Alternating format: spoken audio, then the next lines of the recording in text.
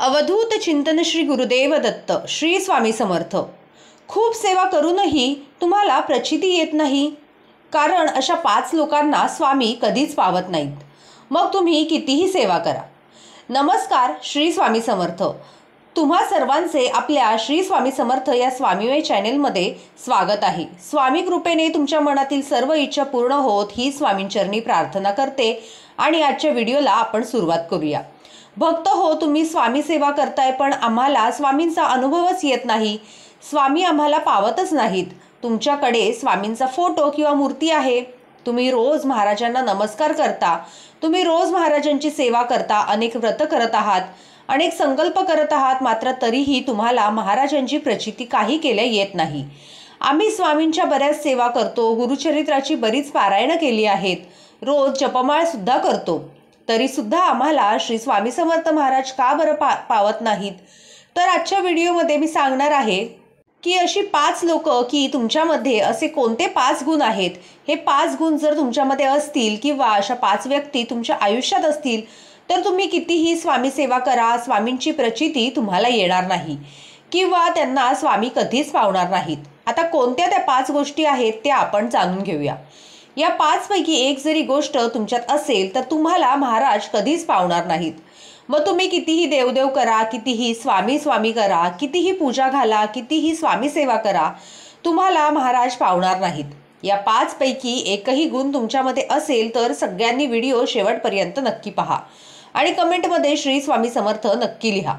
काही लोक असे असतात ना की ते खूप देवदेव करत असतात, खूप सेवा करतात, देवासमोर कितीही वेळ बसतात ना, रगडतात, मात्र देव त्यांना कधीच पावत नाही। मग तुम्ही स्वामी सेवा करा किंवा इतर कोणतीही सेवा असू द्यात, मात्र काही लोक असे असतात ते फक्त देवाचं नामस्मरण करतात, कधीतरी पूजा करतात, कधीतरीच एखादी सेवा करतात, मात्र तरी पण त्यांची प्रत्येक इच्छा न मागता देव पूर्ण करत असतो। तरीही त्यांना देवाचा आशीर्वाद लाभत असतो। त्यांना देवाचा आशीर्वाद का लाभतो? बरं, तर त्यांचे कर्म चांगले असतात। तुम्ही कितीही सेवा करा, कितीही उपाय करा, रोज दिवसभर मंदिरात जाऊन बसा, देवघरात बसा, पण तुमचे कर्मच जर चांगले नसतील तर तुम्हाला सेवेची प्रचिती कुठून येणार?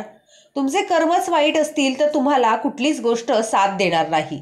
त्यामुळे कर्म नेहमी चांगले ठेवायचे, प्रत्येक गोष्ट साध्य होईल। नशिबात नसलेलीही गोष्ट तुम्हाला मिळेल। आयुष्यात ज्याही गोष्टी अशक्य आहेत त्या गोष्टी शक्य होतील। फक्त कर्म चांगले ठेवा आणि त्याचबरोबर सेवा आणि उपायही करा। आता मी सांगते अशा कुठल्या 5 व्यक्ती आहेत की तुमच्यामध्ये असे कुठले 5 गुण आहेत त्यामुळे तुम्हाला स्वामी कधीच पावणार नाहीत। सगळ्यात पहिली गोष्ट म्हणजे दुसऱ्यांबद्दलचे वाईट विचार।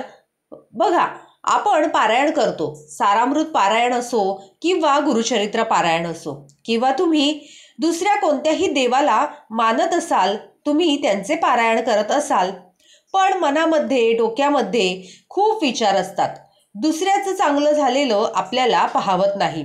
दुसऱ्याच्या प्रगतीने जर आपल्याला त्रास होत असेल, आपण दुसऱ्यांबद्दल वाईट विचार करत असून, तर आपण जी काही सेवा करतो त्या सेवेचं फळ आपल्याला कधीच मिळणार नाही।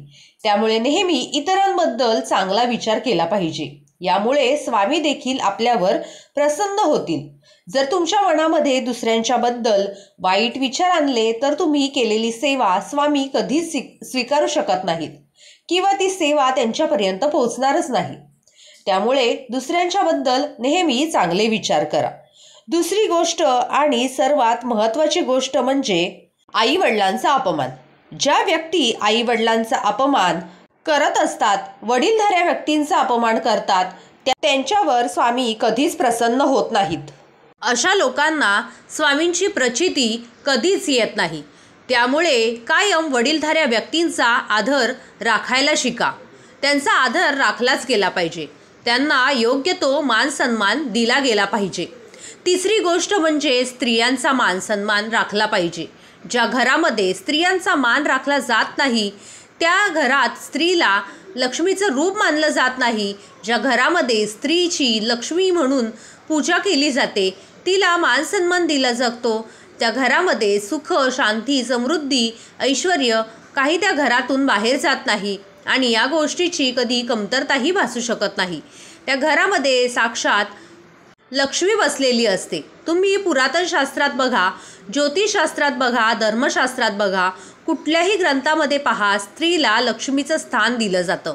आणि ज्या घरामध्ये स्त्रीला सारखं घालून पाडून बोललं जातं, तर त्यामुळे काय होतं की तुमच्या घरात जी लक्ष्मी आलेली असते ती नाराज होते। पण जिथे रोज अशा गोष्टी घडतात तिथे स्वामी सेवा निष्फळ ठरते। अशा गोष्टींमुळे लक्ष्मी पण घरावरती नाराज होऊन घरातून निघून जाते। त्यानंतर चौथी गोष्ट म्हणजे अन्नदेवतेचा अपमान। अन्न म्हणजे परब्रह्म, जेवढे खाऊ तेवढेच ताटात घेऊ। म्हणजेच तुम्ही जेवढे अन्न खाऊ शकताय तेवढेच तुम्ही तुमच्या ताटामध्ये अन्न घ्या आणि जेवढे अन्न संपणार आहे तेवढेच तुम्ही अन्न तुमच्या घरामध्ये शिजवा। कारण काय असतं ना की अन्नाचा अपमान झाला तर घरामधील लक्ष्मी नाराज होऊन तिथून निघून जाते, ती रुसून बसते।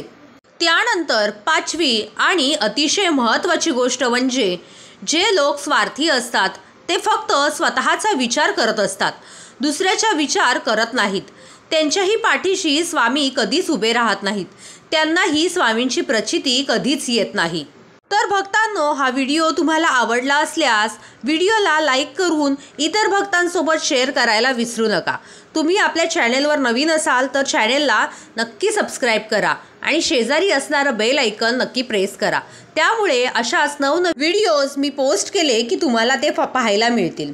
व्हिडिओ शेवटपर्यंत पाहिल्याबद्दल मनापासून धन्यवाद। श्री स्वामी समर्थ। जय जय स्वामी समर्थ।